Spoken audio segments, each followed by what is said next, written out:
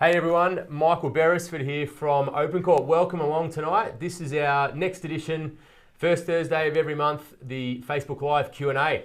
My regular partner in crime, or at least one of them, Lewison. Hey everyone. Entrepreneur and BRW Young Rich Lister Extraordinaire. And we've got a special guest today, David Shaw.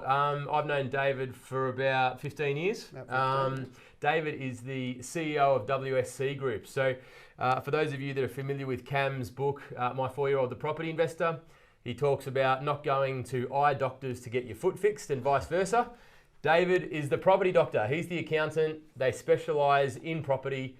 That's their area of expertise, and that's why he's along tonight, because we obviously get so many questions around the tax benefits of property and what can you deduct and how does it work. It's really pretty simple stuff at the end of the day when you've got the right people in your team being able to give you the right kind of advice. If you've got the wrong kind of people, i.e. the foot doctor trying to operate on your eyes, it can be a mess. So over the last couple of months at least, into the new financial year, we're getting more and more questions around tax.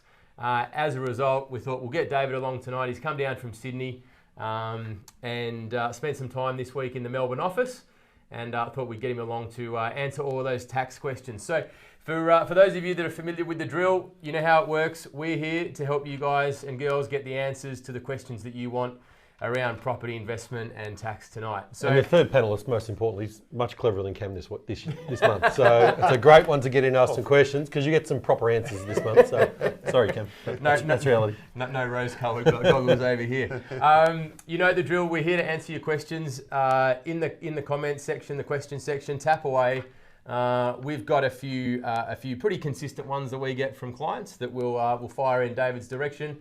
But really, yep, we want to keep that coming. We want you to jump on board and ask us what you want to know more about. So without further ado, before we get into some tax... I've got a quick apology. I've just been told my mic is rubbing on my stubble. So if that noise is offensive to anyone, blame Danny, the mic guy. But I just thought I'd put the quick apology in there because I was in big trouble pre-show. As my wife would say, it's matchy, mate. Designer jeans, designer stubble. We'll cope. That's completely thrown me off. So we've had a pretty big week in property. Couple of days ago, we had the what month are we in? October Reserve Bank of Australia meeting, and the cash rate was reduced by another 25 basis points. What are your thoughts on that, Al? Well, I think the interest rates now. News if you're a property investor, because obviously interest is the largest component of your cost for property. So to have them this low, it's costing you less than almost a sandwich per week to actually buy a property.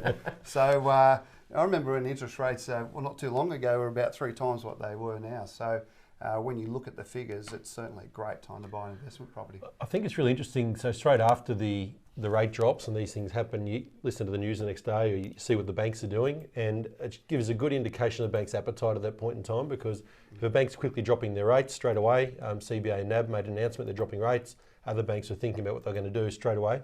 But I guess that for me is an indication of which banks have an appetite at that point in time to be aggressive in the market and trying to bring some new business in. Yeah, I think one of we've talked a lot about finance and the fact that interest rates are going to drop, and the fact we forecasted this at length. So I won't harp on it. The really interesting part for me out of Tuesday was that, especially with the big banks, we saw them actually passing on more than the discount with respect to interest-only investor loans. So if we go back 2.5 years now, when the lending restrictions first came in, one of the 2 key directives that APRA gave the banks was that they had to reduce the percentage of their loan book made up of interest-only loans. The way that they did that was to offer favourable interest rates for principal and interest loans and increase the rates for interest-only loans. So it got to a point where there was nearly a 1 percentage point discrepancy between the two. And 3 of the 4 big banks, so NAB, CBA and ANZ, have all announced either 25 or 30 basis point reductions to the interest-only investor rates in the last couple of days. whereas the reduction for owner occupiers and principal and interest loans is more like 14 or 15 basis points. So that gap that was really big has really started to reduce down. So maybe I guess just some commentary for those out there that aren't necessarily sure why interest rates are coming down, and the bigger picture around that. Al, you got anything to? Why they're bringing the rates down? Yeah. I guess what are they trying to achieve? They're trying to get some growth happening in the property market effectively. So it's been a long time now. They put the brakes on several years ago through some restriction with APRA, some measures across the industry to reduce. And that was things like increasing stamp duty for foreign buyers, some other things like that. But just little steps along the way to reduce and slow down the property market. Might have gone too far. So all of a sudden now they're trying to find a stimulus to try and get some momentum back in that market, because it's not just property prices. The flow-on effect of that is the employment generators that come out of property. So building starts are down. Building industry is a very big one. Supply chain into the building industry, all these things flow on from it. So it's it's a massive issue for the government. They need to try and find a way to get some momentum creeping back in and keep that market moving along. Yeah. So welcome along, Darren. Good to see you online. Your question pretty much relates exactly what we're talking to. But why does the government continue to cut rates when they know the banks won't pass the cut on? Really, it's around a larger picture. So these things can be quite complex. I'll try and keep it as simple as possible. Really, what the messaging from the Reserve Bank of Australia is about a few key things. The rate reduction is primarily determined to obviously reduce mortgage costs and increase disposable income. And they want that disposable income to be put into the economy in the form of spending and so forth. So to your point around when they know the banks won't pass it on, there's a bit of a tit for tat happening between the government and the RBA here and the banks, because on one hand, the government's made an election promise that we'll be back into surplus pretty soon. Think of surplus is nothing more than building up a savings account. Okay, so basically the national bank account is building up its surplus, its buffer. So if you're doing that, you're actually taking money out of the economy. So why this argy-bargy is happening is because the Reserve Bank of Australia are dropping rates to try and improve cash flow in the economy, but the government's not actually playing by the same playbook, and as a result, that's why this dynamic's happening, and why the RBA governor is very strong in their communication that they'll basically do whatever is required to achieve a few key things. One of those is to start to get the economy growing again and seeing inflation back up into their target band of 2 to 3%. Specifically bringing unemployment down. We don't have a high unemployment rate, but they really want to get to full employment, which is around about 4.5% these days, as quickly as possible.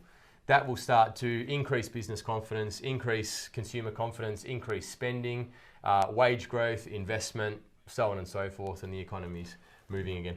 To Darren, to answer your question really clearly, so your question is around, that was a great answer, Boz, by the way, absolutely great answer, but why did the Reserve Bank keep dropping rates when banks don't pass it on? If you talk to the banks, they'll say cost of lending's gone up, that's the reason they can't do it. Let's be honest, it's a profit grab. It's just a profit grab from the banks. They can call it cost of funding. It's no more than that. Indeed. So keep those questions coming in, guys. That's what we're here for.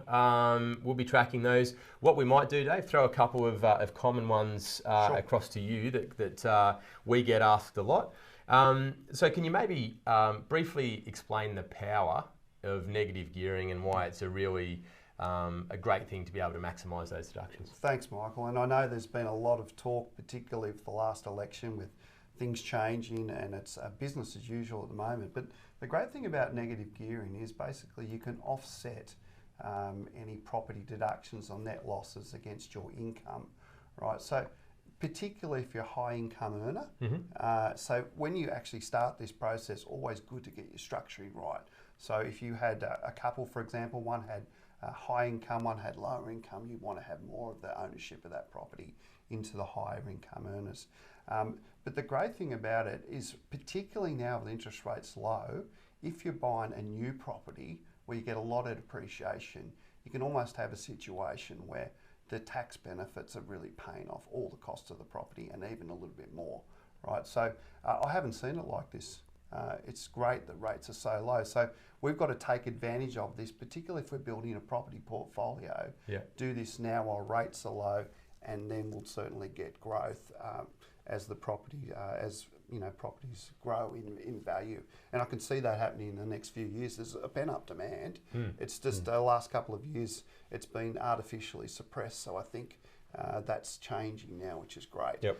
So I might actually just take a step back. Negative gearing's a term that we hear a lot in the media. It's not necessarily well understood. So in a sentence, what is negative gearing? Negative gearing is simply this, that if your property after depreciation, for example, has a 5 to 10 grand loss, you can actually offset that against, say you had an income of 100 grand, that 10 grand can be offset against the 100 grand, so your taxable income would only be 90 grand. That would actually mean in that case that you'd actually get tax benefits of 39 cents in the dollar, just depending on what your income is, and then you can use those tax benefits to basically fund the cost of your property. Cool. And one of the things that, and I think we'll probably touch on it later, is you don't need to wait till the end of the year to actually get this tax benefit. You know, it's just crazy, and we'll probably talk about that. And I was just going to say, so maybe our audience is everyone from experienced investors to people that aren't yet investors but just like learning about property. So maybe just a really quick example with some arbitrary numbers, because I haven't got my tax calculator on me. Let's say your taxable income before you have an investment property is 100 grand. Yep. You might have an obligation to the tax office of $25,000 a year in tax, for example, right? Exactly. But using your example of reducing your taxable income down to say 90,000, then your tax obligation might be 20,000. So the difference between the 25 and the 20, that 5,000 is what actually comes back to you as that negative gearing benefit, yeah? Exactly. And say with your example of 100,000, and if you have a couple of properties in particular, say you had a 10 grand taxable loss on each property, getting down to 70,000, you're probably going to get tax benefits of about 36 cents in the dollar. Right. Now, you don't have to wait till the end of the year to get this money. Explain that, Jeremy. Right? Yep. Yeah. This is called a 15-15. I'm still amazed after doing this for 15 years plus that someone comes into our office for the first time, no idea that this is a benefit you can get. Or an accountant has told them, please don't do this because just wait till the end of the year. So what a 15-15 is a pro forma tax return. So you actually estimate your taxable income for, say in this example, the 1920 year. Yep. And simply what you do is we lodge this variation with the tax office, then your payroll office gets an advice to take less tax out of your pay. Right, Yep. so if you're paid weekly, it's on a weekly basis or fortnightly or monthly. Right, now you have to actually do this every year like a tax return.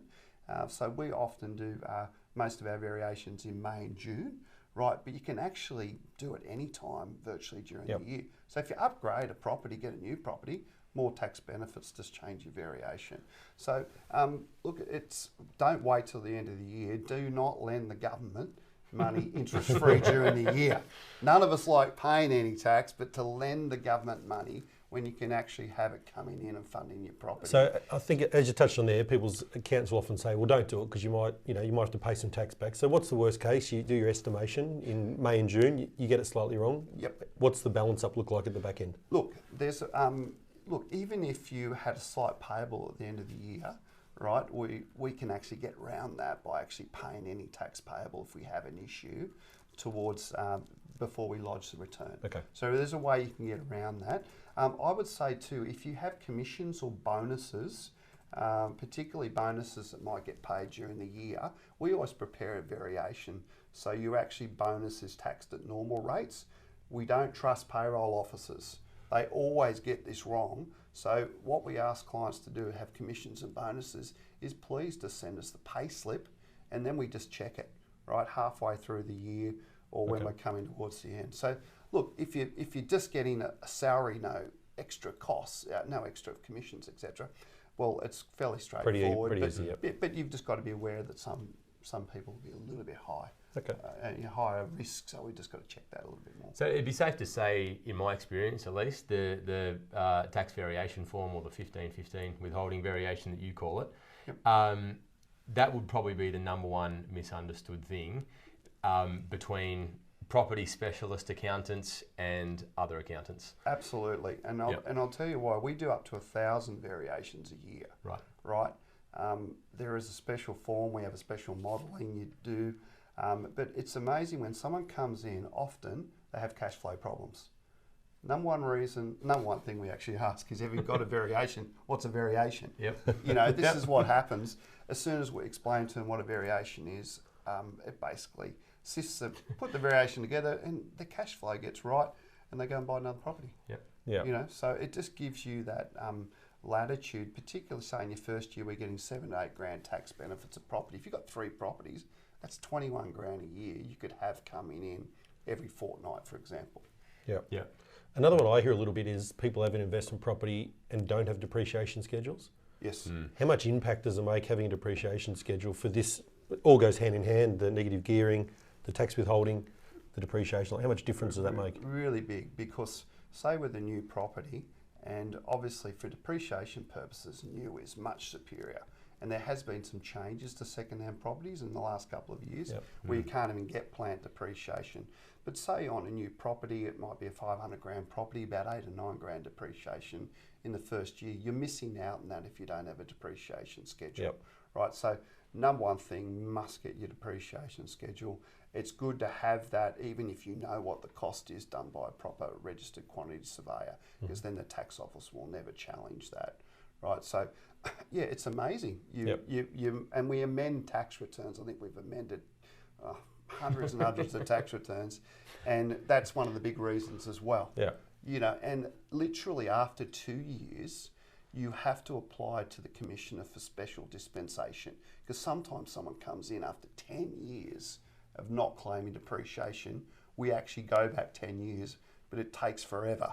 So if you have a problem, you've got to deal with it in the first 2 years, right, to get yourself on track there. Okay. Yeah.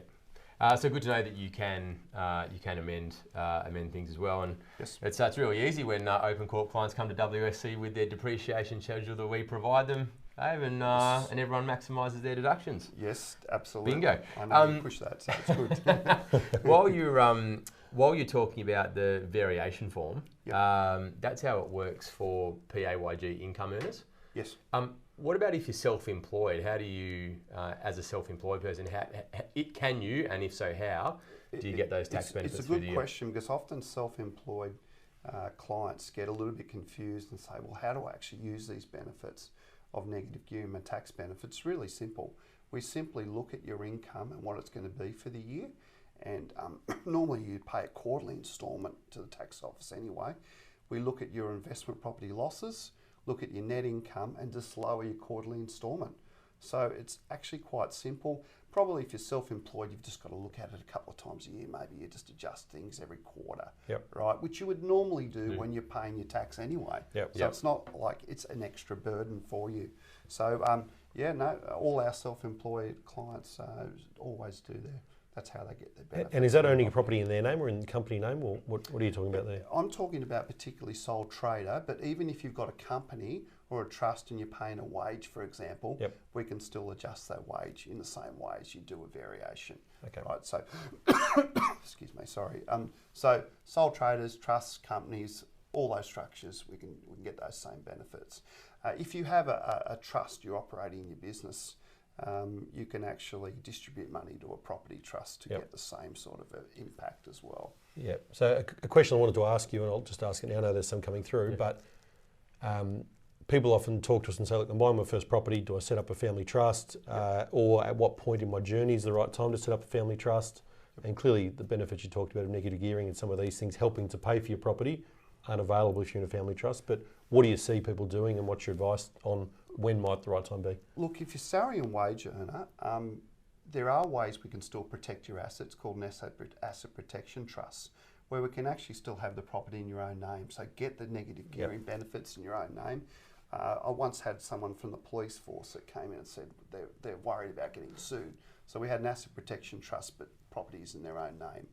If you're self-employed, structuring is really important, because you can actually have, as I said, your business operator have a trust. So have a business trust, property trust, and then distribute income into that property trust to actually absorb the negative gearing loss. Yep. Obviously, business owners are concerned about getting sued if something just went wrong, and sometimes Yep. it's actually beyond their own control. So the only thing I'd say about trusts is you've got to be really mindful of land tax, particularly in states such as New South Wales and Victoria. With the loading? Well, there's loading, and also the threshold is, well, there's no threshold on a discretionary trust in New South Wales and only 25k in Victoria. So you've got to be really careful when you're building a property portfolio to start, okay, this is, I've got my business, I've got a trust, where am I going to be if I have 6 or 7 properties? So I don't have these huge land tax bills. Yep. We're often having to help clients that get themselves in a lot of trouble there when the structure they set up really wasn't necessary. Yep. Really important too. And that's what's important from day one, to actually have a plan of what you're doing. Yep. You know? Yeah, that definitely resonates with what we talk about, especially around finance structure and ownership structure. And our job's to be thinking about step 3 and 4 while clients are thinking about step 1, and it sounds like the tax arena is exactly the same. Exactly. Let's put a hold on the tax questions. We've got a couple here. Josh is a first-time investor. Welcome along, Josh. His question's a good one. Principal and interest or interest only? Which do the banks favour when looking at future serviceability? So a couple of parts to that. So from a future serviceability perspective, principal and interest will tend to be a bit more favourable, because what the banks will do in their calculators is basically look at repayments over the principal and interest period. So if you have a 30-year principal and interest loan, then the repayments are slightly less than if you had 5 years interest only and then had to get the same result in 25 years compared to 30. With that said, no point being able to get property number 2 if you can't get property number 1. So interest only is definitely the most favourable way to go, generally speaking, for investors. If you've got the cash flow and principal and interest is your only option, then that's better than doing nothing. It's definitely case by case, but there's some general guidance. Yeah, I think probably adding on to that would be, you said getting 1 is better than getting none if it's a matter of paying the P&I. But it's when you're looking at property 2, 3 and 4 where people say to us, well, maybe I'll just keep paying down some principal. You're much better to put that principal you're going to pay off into another property and take the growth over the next 10 years and double the value of the asset, rather than sitting there not buying because you're paying down principal. So they're the 2 ways to look at it. Yeah, so as those of you that have been watching for a while know that I like my numbers. To keep it simple, when you look at the cost of the principal part of the loan, if you were to put that into another property, like Al said, just one more, not a portfolio, just one more, then you're about you get 7 times the bang for your buck by holding another property than what you do paying down debt. That's a lot of times. Yeah, 100%. That's a lot of times. Yeah, and obviously that allows you to be able to get the next one and the next one, and things compound from there. So there was a real appetite when interest-only rates went through the roof and principal and interest rates came down. A lot of refinancing. People looked at the rate, not at the holding cost. So that's the really key thing. So because your interest is tax deductible through this negative gearing we've been talking about on your investment properties, it's not all about rate, and it's more about what the property costs you out of pocket to hold. And you'd always want to, from a tax point of view, you want to pay down non-deductible debt, don't you? You want to keep your deductible debt because obviously you get your tax benefits from that. Yep. Keep the questions coming, guys. Thanks, Josh. That was a great one. There's another one. Here. Actually, g'day, Pratik. Pratik's just jumped in. Looks along the same line, so I'll cover it now. What's the charge for refinancing? It'll change bank to bank. Generally speaking, you can do a very quick cost-benefit analysis in terms of what you'll save by changing lender versus the fees. 9 times out of 10 in my experience, you're well in front pretty quickly by refinancing to a better, more suitable product with the right features or lower rate. Can I say something from a tax point of view on that too? If you've got old borrowing costs you're writing off, you refinance, you can actually write off all those old borrowing costs. And then if you have any new borrowing costs, well then they'll be written off over 5 years. So often you can get a benefit there as well. Okay. And should factor that in part of the equation. Cool. Another one's come through from Anonymous, I think. It's a question for me. I have over 200K in equity, but an average borrowing capacity due to lending restrictions. Any suggestions for people like me? I can't use my lazy equity. The first thing that I would say is with the borrowing capacity, never assume that what one bank says is across the board. Okay. The second thing, so definitely look at different lenders. They all have different servicing calculators. They all treat income and different types of income and rental income and negative gearing benefits differently. So there's definitely not a one size fits all. This is where we definitely recommend using a specialist broker that has access to a range of servicing calculators and loan products as opposed to one particular bank that just uses that formula. And we say it a lot, but not all brokers are created equal. So make sure the broker you're talking to is the right broker and understands the best buttons to push and which banks to push to try and get a result for you. Because it sounds like, not knowing your circumstances, you should be pretty close to being able to do something. Yeah. And that leads into the nice lace out handball. That leads into the second point. For those of you that weren't aware, quick recap, the changes to the lending restrictions or the servicing calculators that have happened in the last couple of months were basically, most of the banks went to a ceiling, a floor of 5.5% is what they would assess you on, and then add a 2.5%, there was a ceiling floor of mid 5%, but they would add a 2.5% buffer on your actual repayment. Okay, so given we've just talked about rates coming down again and 3 times in the last kind of 4 months, that's a significant change. So some quick numbers: if you had a look at your borrowing capacity 3 or 4 months ago, and that didn't mean any lending was possible, well worth getting it done again now, because if the rates come down to 3.5% and you add 2.5% buffer on top of that, you're now at an assessment rate of 6% compared to what used to be 7.25. And that makes a big difference in terms of what your borrowing capacity might allow. So if you haven't done your borrowing capacity for the last 3 or 4 months, action point, redo it. You'll probably have a much different What about scenario. last 3 days? If you got it done Monday, can you redo it today? Again. Do it today? Do it again. Because it would have changed. Yep. 100%. Yep.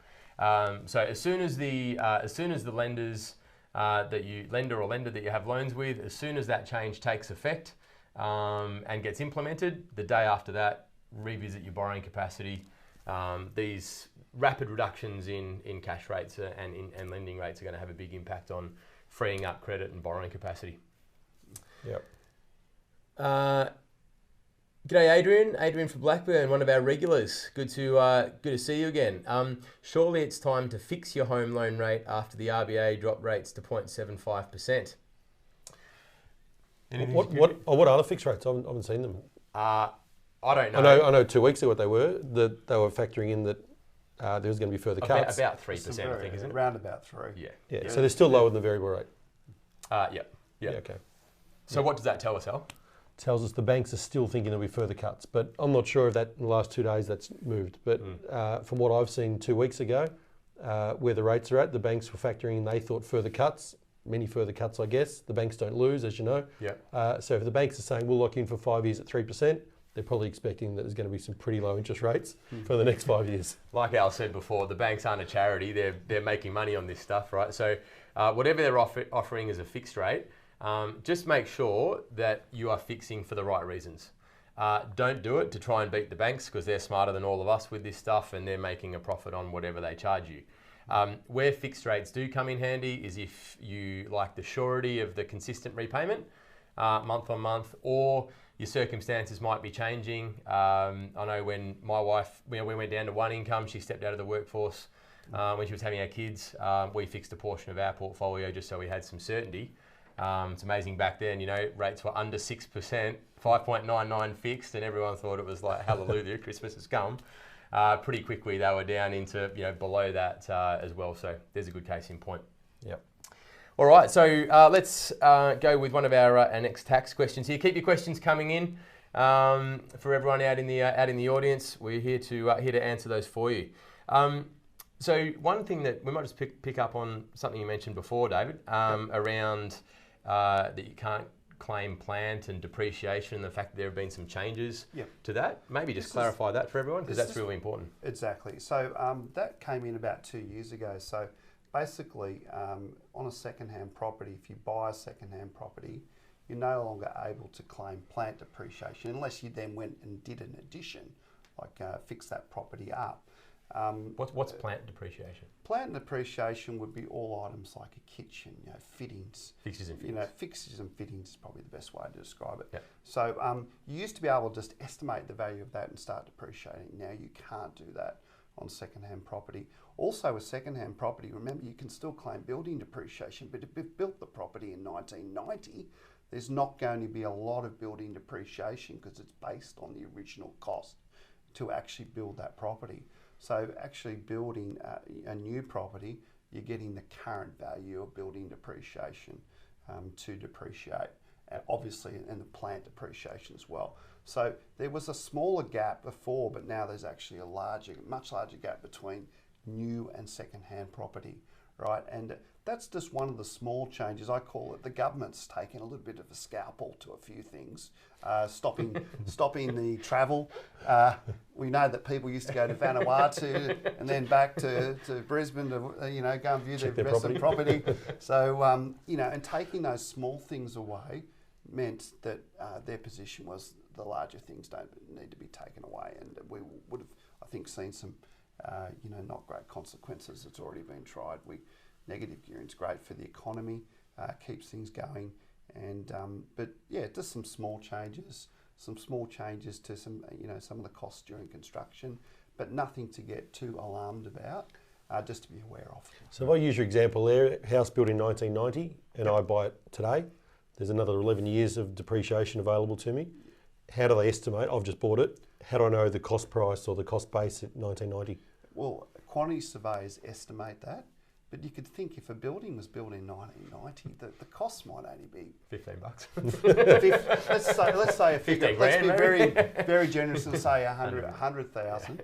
It's 2,500, but it's already been getting depreciated technically for years. Yep. So as you said, you've probably only got 11 years left. So it's not only the amount of depreciation, but it's the amount of years that you've still got available.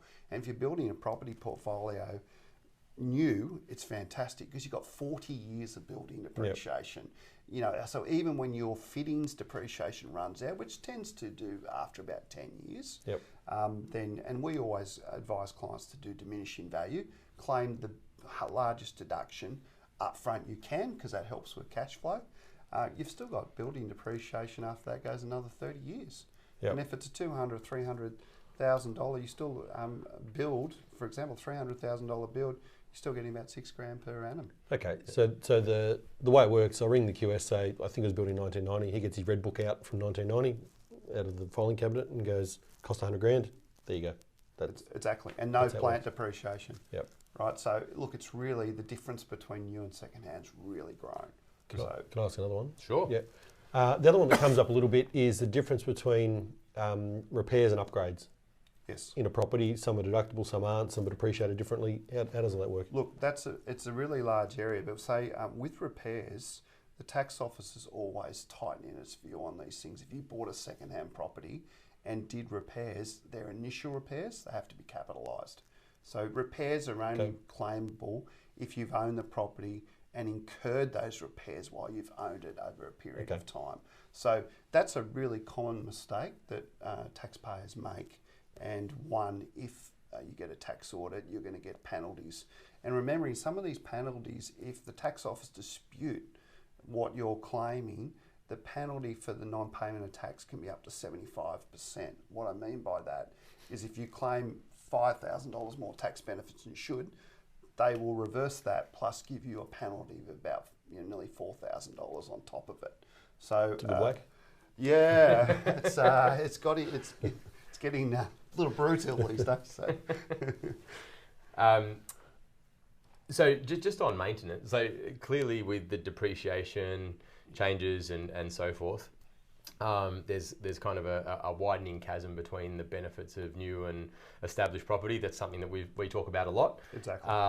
It sounds like that gap's only getting wider. Question without notice. Yep. What would be some of the largest maintenance expenses that you've seen for some clients that have old property? You see sometimes second-hand properties, I'll pick a unit for example, and because that's been in the news recently, concrete cancer on unit blocks, $35,000 levy. Right. You know, some of these costs aren't deductible, right, because of the nature of the capital. So OwnCorp are coordinating it. Everyone's got to put in their 35. Incorporating. Yep. We've seen clients have these situations, and some of these repairs $15,000-$20,000 because not every building has been built properly. Mm-hmm. You know, so when you get a building from new, you get that guarantee from the builder, and you guys obviously do that, where you're getting everything spot on. Whereas you're buying a second-hand property, you get a building report. It's not always right, or they can't always pick up. If you read building inspections, there are a million disclaimers in them. Yep. And we've seen clients that have bought properties second-hand, basically have nowhere to go. Yep. They just have to pay the additional levy, or have to make really large repairs to the cracked slab, or the pipework, which was never done when it was built 15 years ago, or the property's moved. So and that's deductible?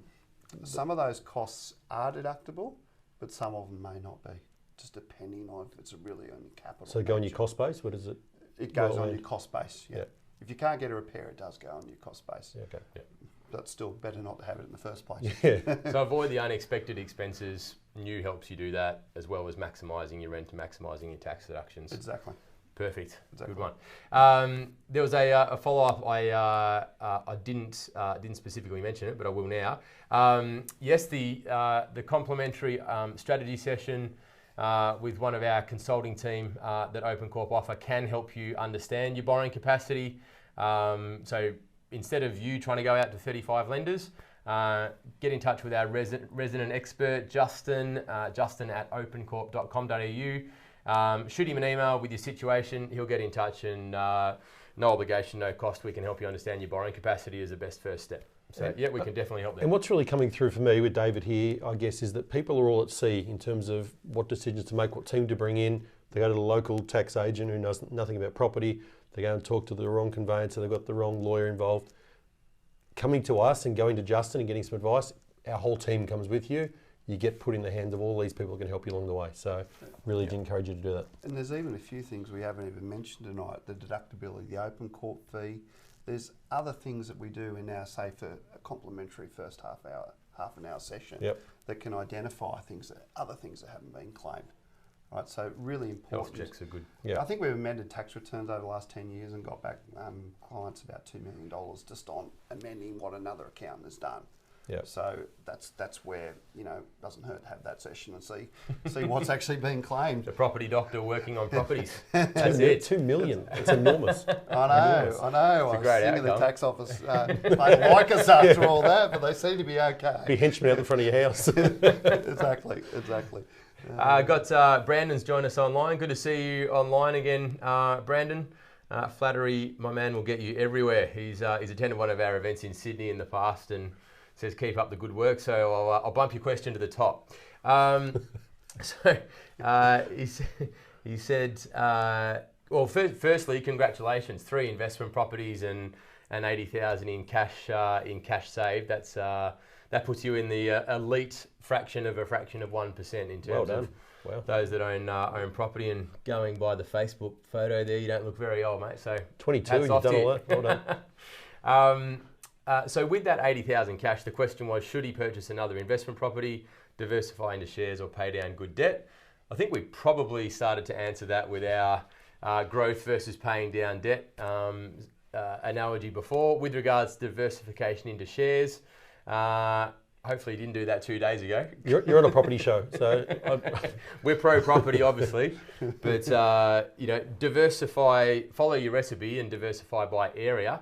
Diversifying investment strategies a little bit like doing a bit of this and a bit of that, and you don't generally get the same long-term outcome. So I'd be into another investment property, possibly in a different area to where you've invested already. Yeah, I was going to say, we don't know your situation. We've got some detail there. You're doing great, but we don't know your individual and specific details, but happy to talk to you about it offline, or the team will, and we can probably help you with some more advice there. 27 years old.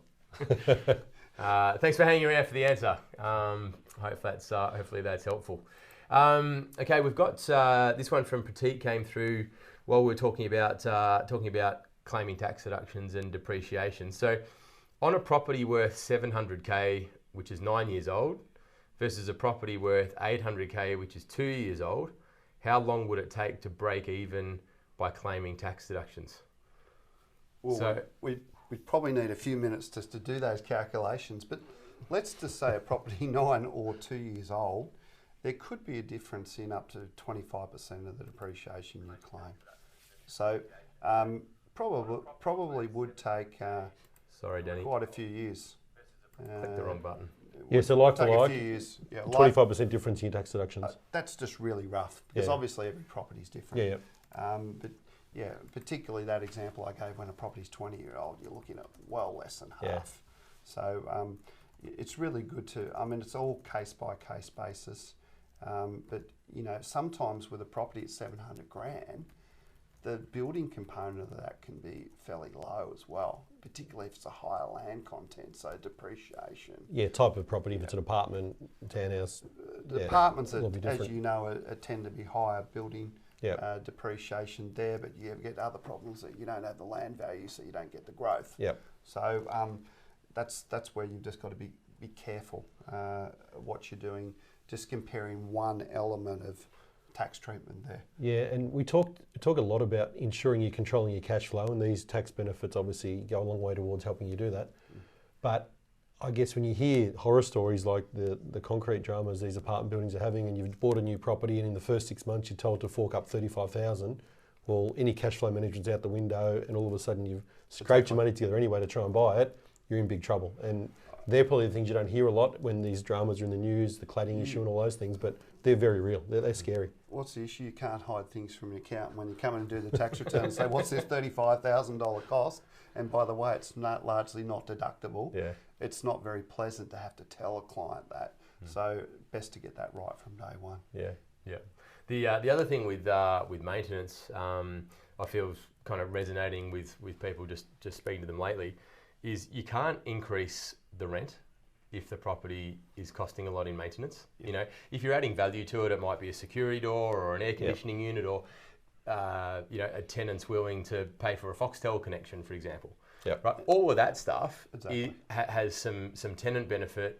It allows you add an air conditioner. You know, I know with landlords, with tenants of mine rather, we've split the cost on some of those. That's great, because if they're prepared to pay for half an air conditioner, I know they're going to be staying long term. Exactly. You know, they're not going to leave 6 months after they pay that money. So if you're spending money that's getting some value add in terms of rental income, that's good money to be spending on property, plus it's deductible. But if you have to re-stump an old house, you can't go back to the tenant and say, well, your rent's gone up $50 because I had to shell out for this. A real life example of that, someone I know recently did a $30,000 renovation on a property. It was new kitchen, new flooring, new carpet, new paint. Effectively, it's called a brand new house inside. And the rent went up $150 a week off the back end of it. What you're saying is you've got an apartment, you pay $35 to fix your concrete, your rent doesn't go up, probably goes down. No, through fear. Yeah. House needs re-stumping, the doors don't close, same problem. Yeah, you're not getting the upside of that. It's also fair to say, if you've got a new property, best to keep it in good condition, claim your repairs as you go, and that gives you a better chance of making sure that your rents do go up. So never neglect your property from that point of view and use the tax benefits. Well, that's a really good one because, and Boz covered it really well a couple of months ago. People were saying, well, I've got a property and it's only 2 years old and I've been asked to do some maintenance on the property. Why would I do that? And his example was great. It's you don't buy a brand new Mercedes and not service it and hope it's still okay in 5 years. You change oil, you change the washers, fluid, and you make sure the car's okay. But people are sitting there going, well, I don't want to spend any money because I've got a brand new property, but they should be making allowance. They should almost be budgeting a little bit for it, and they can claim it back as they go. And even things like painting, you get a straight deduction, 100% deduction for that. So, you know, have a look at those cosmetic changes, make the regular upgrades, and then you're getting that rent, getting a deduction straight away. How do people stay on top of this? All these things you've talked about tonight, and some of them like that one's news to me, but I don't go to my accountant and go, so this year on these properties, I painted that one, changed the door handle here, put a new tap in there.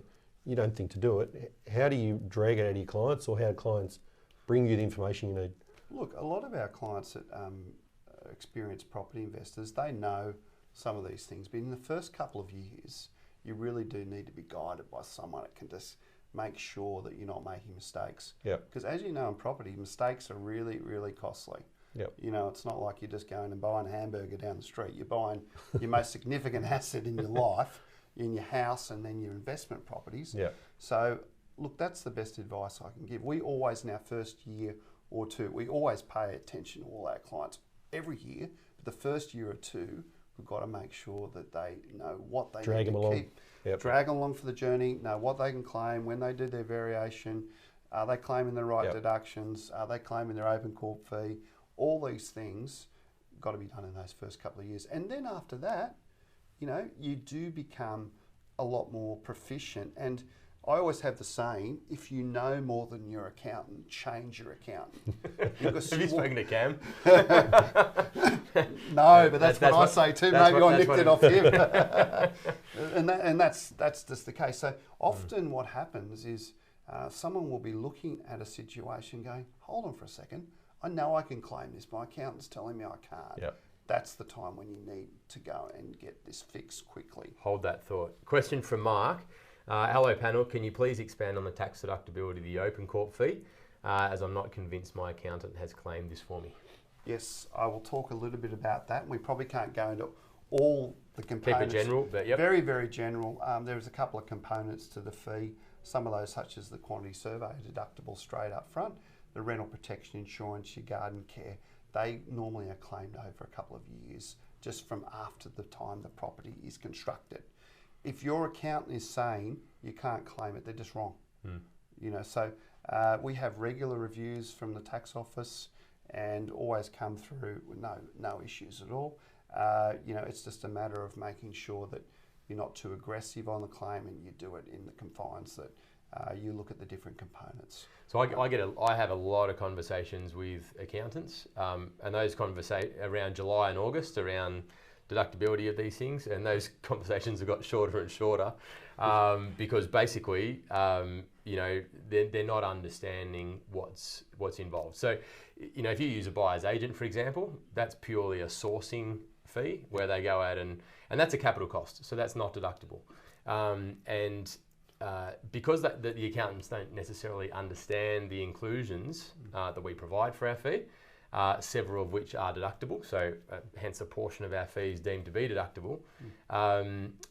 You know, they need to be taken on that journey, and it's really important, Mark and others out there, explain to your accountant all of the things that are included and what we do for you.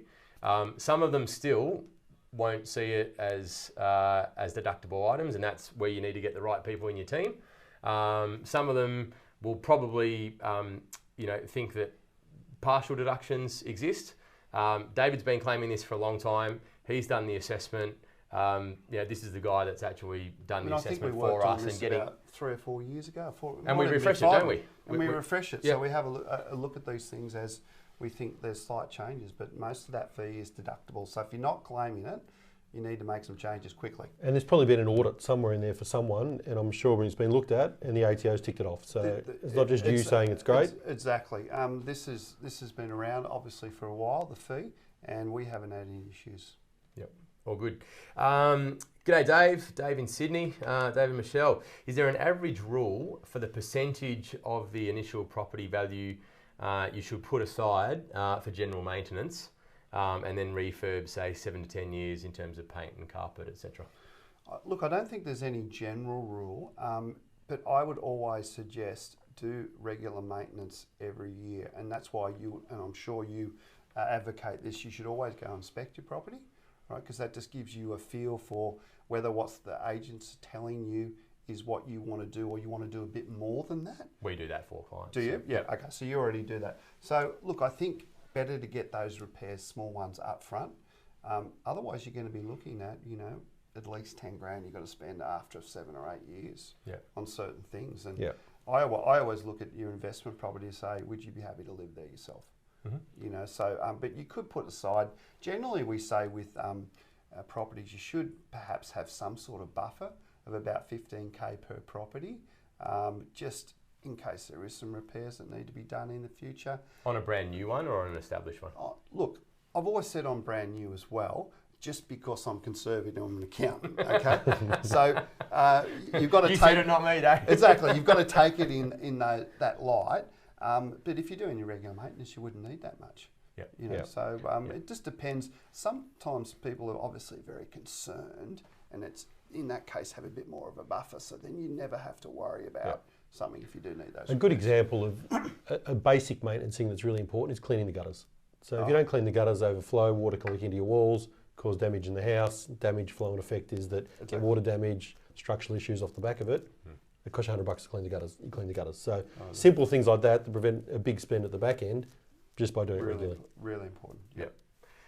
The other thing is you might not necessarily need that buffer in terms of cash, right? Just available line of credit. Exactly right. Yeah. There's more. Yeah. Yep. Perfect. Of course.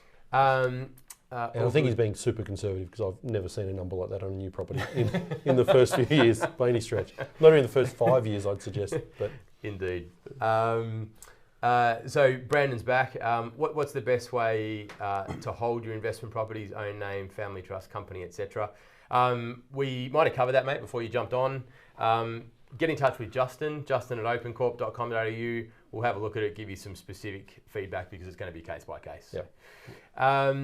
Alrighty, there was another question via DM. Do you think Australian property growth overall in the next 20 years will be anything like the 20 years we've had, factoring in wages growth, inflation, etc.? Dave?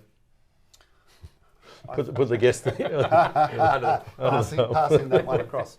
Look, I think there's a pent-up demand in Australia.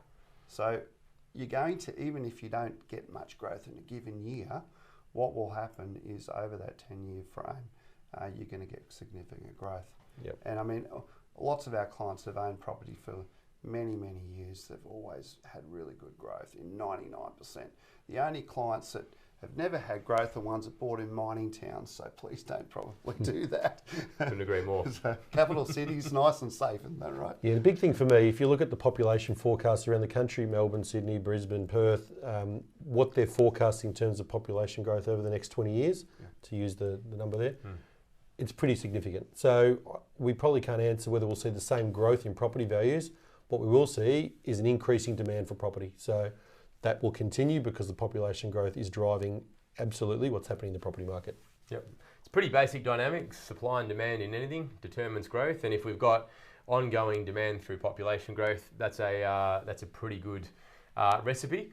Remember the way that compound growth works, right? And the example I use is America. So for anyone that's been to America, the gap between super rich and super poor is much wider than the gap in Australia. The reason for that is that they're just 200 years older than what we are. So the wealthy have been getting wealthier. The $70 million Manhattan penthouses are not being bought by first home buyers. No. They're First homeowners grant, get them in there. fourth, fifth, sixth, seventh generation probably family money that's just compounded over time, and that's why that gap's got wider. We're pretty black and white about it. It's really hard to get into the market. But that's why we talk about delayed gratification. We talk about making sacrifices, do whatever's possible to get into the market. I don't know anyone that's made money in property by waiting, and take a long-term approach, and it's pretty hard to go wrong. We call it the if only people. If only I'd done this 20 years ago. We get that all the time, so I said maybe just do it now, eh?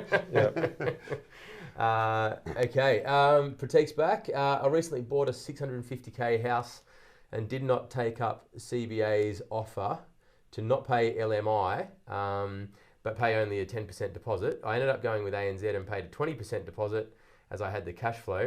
Difference in monthly repayments of around $800 a month. So is there a question there, Prateek, that I've missed maybe? I think probably the takeaway point that we can relate to most people's situation is a lot of brokers will talk about you've got to have a 20% deposit to get started. I disagree. You guys share your view. You're going to make the extra 10% in the market far quicker than what you are in the time takes to save that extra 10%. LMI, if you can avoid it on your own home, it's a bonus because it is not non-deductible. Whereas with the investment, I've paid LMI on 80 to 90% of my portfolio, my investment portfolio. And I've done similar, and it is deductible over 5 years. Yeah, so I think if the question is, would the $800 be better placed elsewhere, e.g. other property? Well, I'd have to say yes. You borrow up to 90%, you pay some LMI. It won't be $800 because you borrowed some more, but let's call it 500. You can probably buy 2 more properties in this market. So what's the growth on 1.3 worth of property in 10 years? You've made 1.3. So absolutely, if there's some structuring things you can look at with finance, I'd go and do them. Yep. All right. So the question, Josh is back. So question relating to kind of supply and demand. So should I be wary of sub-median 3 to 4 bedroom spec houses in southeast Queensland, specifically South and North Brisbane? There seems to be an abundance. So pretty similar to what we were talking about with, we answered Pratik's question, so well played. There seems to be an abundance. So I think with that, we always come back to supply and demand. So we've spent a fair bit of time talking about the particular tax benefits and risk mitigations on new property tonight.